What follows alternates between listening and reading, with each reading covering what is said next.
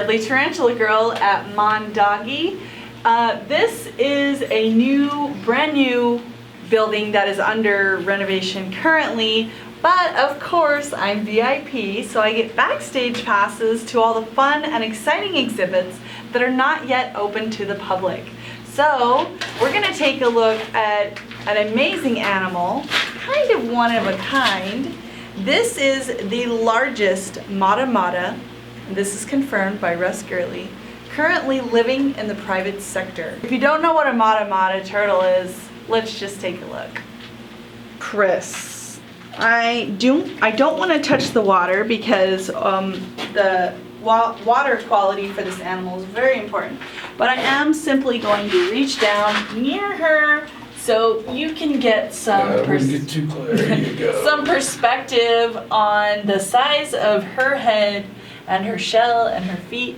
She is a carnivorous fish eater, and so she's kind of, oh wow, did you see her mouth open? She's kind of looking around right now to see her little snorkel nose. So she has her cute little snorkel nose and her teeny little beady eyes that you can see are just at the surface of the water. And her mouth has opened a few times, and you can see that she has kind of a skinny, wide mouth. And they do eat, she primarily feeds on fish. And so when I got close to her, when my hand got close to the surface of the water, oh, there she's going back under. She actually began to submerge to see if my hand was a tasty little fish. And wow, she's so awesome. So maybe I should be quiet so her actual owner can tell us a little bit about mata turtles and this animal particularly. Well, again, on this specimen, there is only one species and one genus. This is it, the mata. Now, there is an Orinoco mata and the Peruvian. So they are trying to find out if it needs to be two subspecies or if it's still one species, and again, geographical or locale traits. But the shell is completely different on the Orinoco versus this specimen. So do you predict that the Orinoco is going to be made into its own species once more studies have been done? It could be, or a subspecies. You know, they're probably going to keep this genus and this species and repeat the species such as Chelus and add a subspecies. I see.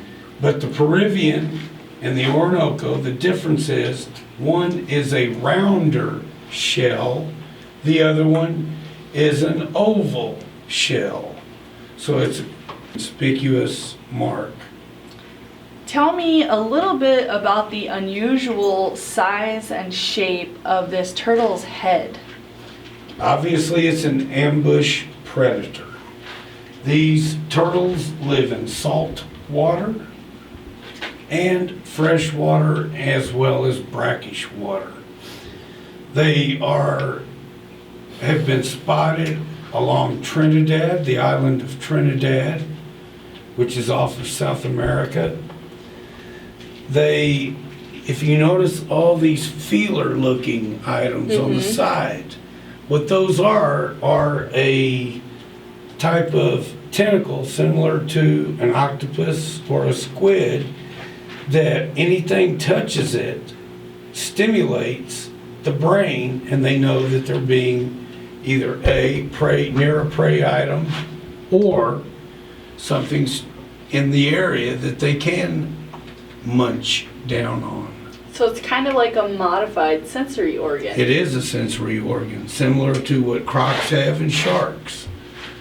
In all of this, the fortunate situation about all these items is all the research being done is new research. We are developing and finding out new factual information about all of these animals every day. Not just here, but worldwide. And the bottom line is, if we don't preserve and conserve and educate, Animals like this will become extinct, but this also secures our own longevity.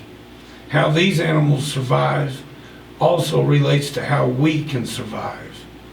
Without one animal in the niche, the chances of extinction get better and better for humans as well. That's true. Every animal serves an important part in our ecosystem, even if people in suburban areas don't realize that the loss of one species may affect them. Ultimately, it does create a chain reaction, kind of like the butterfly effect, where when one animal leaves a niche, another one has to fill its place, and it creates imbalance in nature that obviously humans need plants and animals to survive because that's what we use to eat. We need trees to create oxygen, we need plants and animals to eat. So the ecosystem of our planet is very important, even if you don't value it personally. Humans need it to survive. And for people like you and I, these animals serve a huge purpose because we find them precious and beautiful. And so thank you, Chris, for the very important role that you're playing in studying these rare and obscure species and investing your time and energy taking care of them and studying them. It's so important. Fascinating, simply marvelous. Awesome. Well, thank you for sharing your incredible, amazing mata with me. I'd met this animal one time before, and she has grown so much since the last time I saw her. I am in love. I just want to pick her up and kiss her, but I don't think she would like that, so I'm not going to. She is a gorgeous specimen. Thank you very much for that compliment. We're very proud of her. She will eat multiple types of fish, occasionally a rodent, very rarely, but she's mostly on a fish diet. Well, thank you once again for sharing her with us. It was incredible getting to know her.